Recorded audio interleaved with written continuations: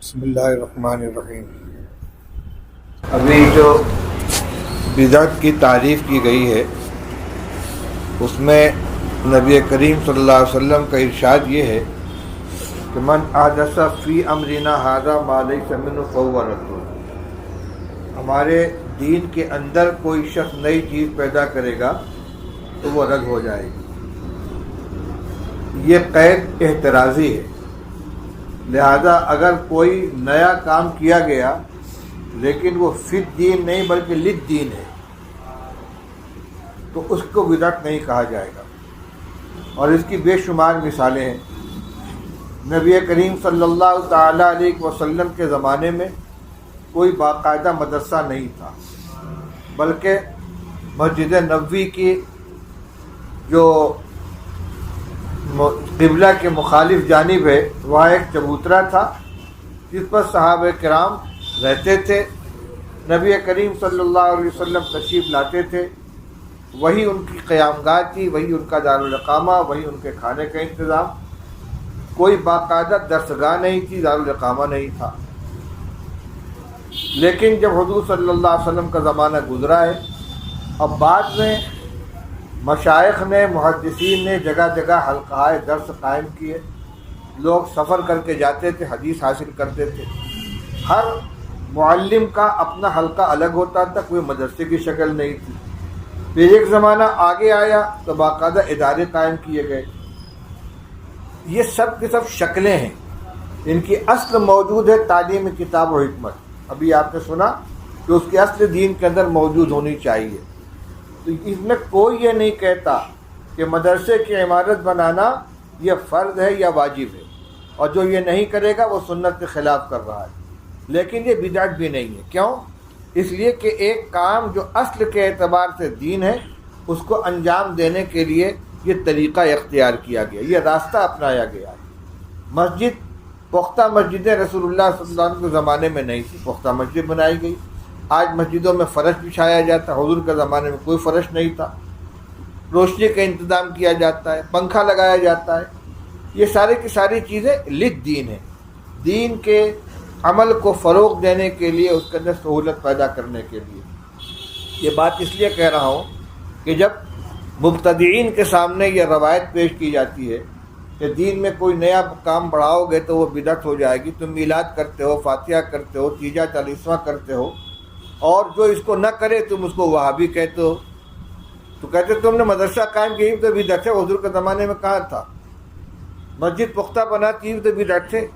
یہ فرق سمجھانے کی بات ہے کہ کوئی حضور صلی اللہ علیہ وسلم کے زمانے میں جو کام دین کے اندر تھا اس کی مدد کے لیے اگر کوئی راستہ اختیار کیا جاتا تو وہ بدعت نہیں ہے، اور تم جو عمل کر رہے ہو تم اس کے خلاف کرنے والے کو وہابی کہتے ہو، بدعقیدہ کہتے ہو۔ علامہ انور شاہ کشمیری رحمۃ اللہ علیہ نے بہت اچھی بات فرمائی ہے کہ ایک رسم اور ایک بدعت۔ شادی کے اندر جتنے کام کیے جاتے ہیں وہ سب رسومات میں آتے ہیں، اور غمی کے موقع پر جتنے کام کیے جاتے ہیں وہ سب بدعات کے اندر آتے ہیں۔ بدعتیوں کے یہاں میت کے انتقال کے بعد دوسرے دن کچھ خاص طریقے پر ایصال ثواب کا اہتمام کیا جاتا ہے، تیسرے دن کچھ کیا جاتا ہے، پھر 10ویں دن 10واں منایا جاتا ہے، 40 دن بعد 40واں منایا جاتا ہے، اور اسی طرح 1 سال بعد برسی منائی جاتی ہے۔ اور یہ ان کا امتیاز ہے، اگر کوئی نہیں کرے گا تو وہ وہابی کہلائے گا، بدعقیدہ کہلائے گا، گویا اس کو دین کا حکم سمجھ رہے ہیں، اس لیے ان کو بدعات کہا جائے گا۔ اور شادی کے موقع پر کوئی باجا بجا رہا ہے، کوئی گھوڑا پر سواری کرا رہا ہے، کوئی لمبی چوڑی دعوت کر رہا ہے، اس کو کوئی دین نہیں سمجھتا، اس کو دین سمجھ کر نہیں کیا جائے، لہٰذا یہ بدعات ہے۔ یہ رسم و رواج ہے، اسراف کی بنا پر، فضول خرچی کی بنا پر، اور دیگر لغو امور میں مبتلا ہونے کی بنا پر ان کو منع کیا جائے گا۔ فوٹوگرافی حرام ہے، ناچ گانا حرام ہے، میوزک بجانا حرام ہے، تو یہ دین سمجھ کر نہیں کیا جاتا، لہذا اس کو رسم و رواج کہا جائے گا۔ اور جو کام غمی کے موقع پر کرتے ہیں اس کو دین سمجھ سے کرتے ہیں، اس لیے وہ کیا کہلائے گا؟ بدعت کہلائے گا۔ تو فی امرنا ھذا کو پیش نظر رکھنا چاہیے کہ للدین اگر کوئی کام کیا جا رہا ہے اس کو لازم نہیں سمجھا جاتا، دین کے لیے ضروری نہیں سمجھا جاتا، محض ایک ذریعے کے طور پر ہے۔ روشنی مطلوب ہے، اب اس روشنی کے لیے بلب جلایا جائے، چراغ جلایا جائے، لائٹ جلائی جائے، یہ سب ذرائع ہیں۔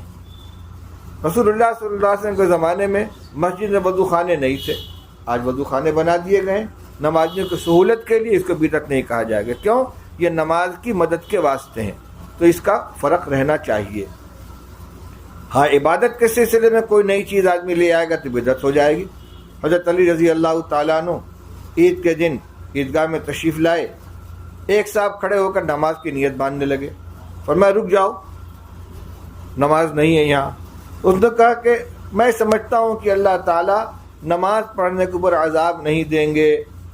آپ نے فرمایا میں بھی جانتا ہوں کہ اللہ تعالیٰ نماز پڑھنے پر عذاب نہیں دیں گے، لیکن عیدگاہ میں رسول اللہ صلی اللہ علیہ وسلم نے نہ عید کی نماز سے پہلے نماز پڑھی ہے، نہ عید کے بعد نماز پڑھی ہے۔ تو یہ عبادت کے عمل کے اندر تم اپنی طرف سے ایک نئی چیز شامل کر رہے ہو، یہ بدعت بن جائے گی۔ عبداللہ ابن عمر رضی اللہ تعالیٰ عنہ بیٹھے ہوئے ہیں، ایک صاحب کو چھینک آئی، انہوں نے کہا الحمدللہ والسلام علی رسول اللہ، الحمدللہ والسلام علی رسول اللہ۔ عبداللہ ابن عمر رضی اللہ عنہ نے فرمایا وَنَحْنُ نَقُولُ الحمدللہ والسلام علی رسول اللہ، ہم الحمدللہ کے بھی قائل ہیں اور السلام علی رسول اللہ کے بھی قائل ہیں۔ وَمَا عَلَّمَنَا هَكَذَا رسول اللہ صلی اللہ علیہ وسلم، لیکن چھینکنے کے موقع پر رسول اللہ صلی اللہ علیہ وسلم نے کو یہ تعلیم نہیں دی ہے کہ چھینک آئے تو الحمدللہ کے ساتھ السلام علی رسول اللہ کا اضافہ کرو۔ اب بتائیے رسول اللہ صلی اللہ علیہ وسلم پر سلام بھیجنا یہ کوئی منع تو نہیں ہے، لیکن اس کو مسنون ذکر کے ساتھ شامل کر کے اس کو پڑھنا، اس پر نکیر کی گئی ہے۔ اب یہی مسئلہ ہے، بریلوی حضرات مسجد کے اندر نماز سے فارغ ہو کھڑے ہو جائیں گے، یا نبی سلام علیک، یا رسول سلام علیک۔ اب ان سے کچھ کہا جائے کہ آپ درود پڑھنے سے منع کرتے ہیں؟ ہم درود پڑھنے سے منع نہیں کرتے، بے محل پڑھنے سے منع کرتے ہیں۔ بھائی 4 رکعت والی نماز ہے، اتحیات پڑھ کے کھڑے ہو جاتے ہیں، درود شریف پڑھتے ہیں؟ نہیں پڑھتے۔ اگر پڑھیں گے تو کیا حکم ہوگا؟ سجدہ سہو کرنا پڑے گا کہ بھئی کون سے گناہ کر لیا ہم نے، درود پڑھ لیتے سجدہ سہو کیوں لازم ہو گیا؟ درود پڑھنا غلط نہیں ہے، بے موقع پڑھنا غلط ہے۔ تو دین کا کوئی کام بے موقع اگر ہوگا، جس موقع پر شریعت نے اجازت دی ہے یا حکم دیا اس سے الگ ہٹ کر اور اس کو دین سمجھ کے کیا جائے گا، یہ بدعت ہو جائے گی۔ تو یہ نزاکت ذہن کے اندر رہنی چاہیے، اور خاص طور سے آپ علماء کرام کو، کیونکہ جو اہل بدعات ہوتے ہیں وہ اس طرح کی چیزوں سے جھانسا دیتے ہیں۔ تو آپ للدین اور فی الدین کا فرق بھی سامنے رکھیں، اور پھر یہ کہ کون سا کام دین سمجھ کے کیا جا رہا ہے، کون سا کام سہولت اور آسانی کے لیے کیا جا رہا ہے۔